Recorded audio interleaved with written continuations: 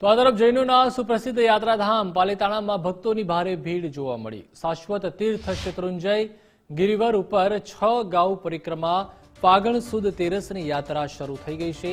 આ યાત્રામાં દેશ અને વિદેશથી ભક્તો જોડાઈ રહ્યા છે।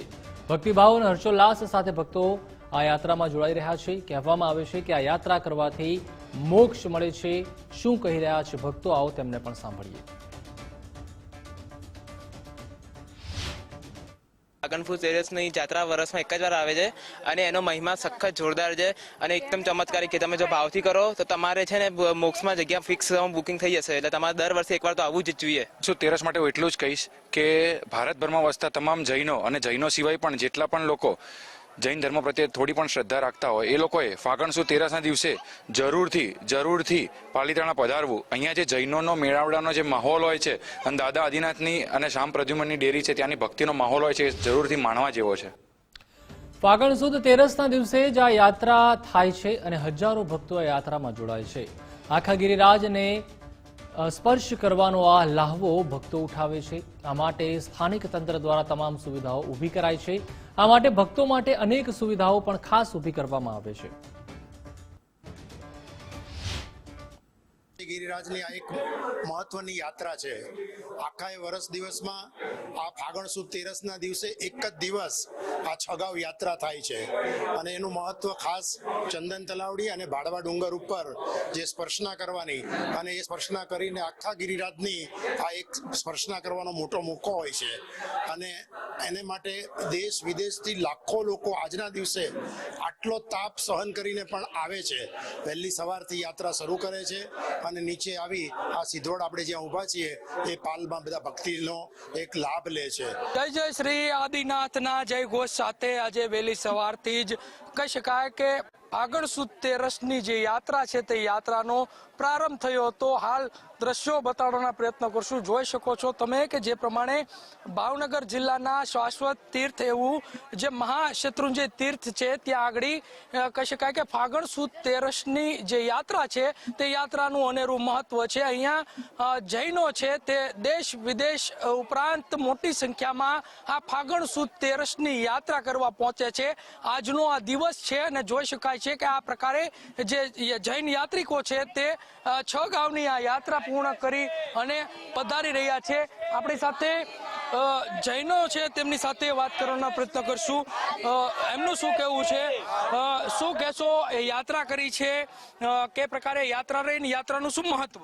યાત્રાનું બહુ મહત્વ છે। યાત્રા જબરદસ્ત હતી। મનની ઈચ્છાથી આપણે કરીએ ને તો પૂરી થાય યાત્રા। અને યાત્રાનું શું મહત્વ? યાત્રાનું મહત્વ એટલે આપણે કે ને પોઝિટિવિટી આવે, બધા જે પાપ હોય આપણે સારા થઈ જાય અને બહુ બધું મહત્વ છે। આપણે કરે તો બહુ સારું કહેવાય।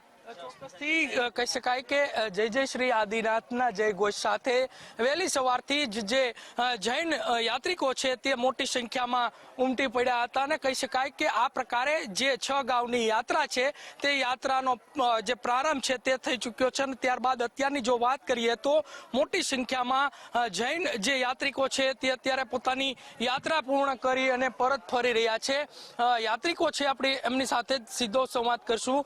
શું નામ છે તમારું અને કઈથી આવો છો અને આ યાત્રાનું શું महत्व? शिल्पाबेन तातेड़। શું યાત્રાનું महत्व છે? यात्रा का महत्व 850 करोड़ मुनि मोक्ष में गए थे, तो हमारी भी भावना है कि हम भी ऐसा कुछ करें। कैसा लगा ये जो फागण फेरी की यात्रा की है आपने, कैसा अनुभव हो रहा है अभी? बहुत अच्छा लगा, बहुत अच्छे से दादा के दर्शन हुए और बहुत अच्छा लगा।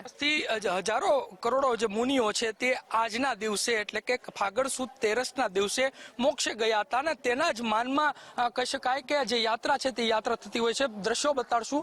જોઈ શકાય છે કે લોકો છે તે લોકો આ યાત્રા કરી અને જે ધન્યતા છે તે અનુભવી રહ્યા છે। મોટી સંખ્યામાં અહીંયા જે લોકો છે તે લોકો અત્યારે આ યાત્રા કરી અને ધન્યતા અનુભવી રહ્યા છે, કેમ કે કહેવાય છે કે દાદા આદેશ્વર હજારો કરોડો જે મુનિઓ હતા, મહારાજો હતા, તેના જે કહી શકાય કે મોક્ષે ગયા હતા અને તેના માનમાં આ સમગ્ર જે ફાગણ સુદ તેરસની યાત્રા છે તે યાત્રા કરવામાં આવી રહી છે। આ જ યાત્રામાં મોટી સંખ્યામાં જે પાલની વ્યવસ્થા છે તે પણ કરવામાં આવે છે, સાથે ઉકાળેલું પાણી સહિતના જે કહી શકાય કે વ્યંજનો છે તે વ્યંજનો અત્યારે અહીંયા ઉપલબ્ધ કરાવવામાં આવ્યા છે. આણંદજી કલ્યાણજી પેઢી અને ચુસ્ત પોલીસ બંદોબસ્ત સાથે આ યાત્રા છે તે યાત્રાની પૂર્ણાહુતિ કરવામાં આવતી હોય છે અને મોટી સંખ્યામાં આ જે યાત્રિકો છે, જૈન યાત્રિકો છે, તે આ ફાગણ સુદ તેરસની યાત્રામાં મગ્ન જોવા મળી રહ્યા છે. કેમેરા પર્સન તુષાર કામળિયાની સાથે કુણાલ બારડ, ગુજરાત ફર્સ્ટ, ભાવનગર.